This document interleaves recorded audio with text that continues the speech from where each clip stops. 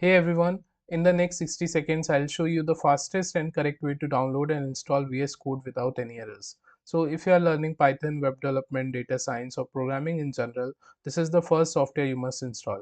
Let's do it quickly. So, you have to visit your browser and type VS Code download, and you have to visit this first website code.visualstudio.com.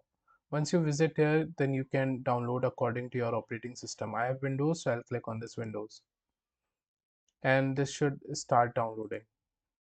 So after the downloading is completed, click on the software,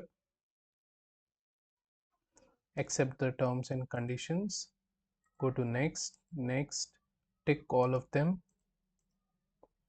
go to next, install.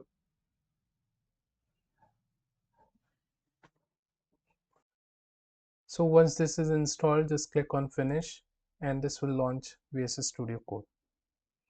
So VS Code is running successfully. Thank you for watching.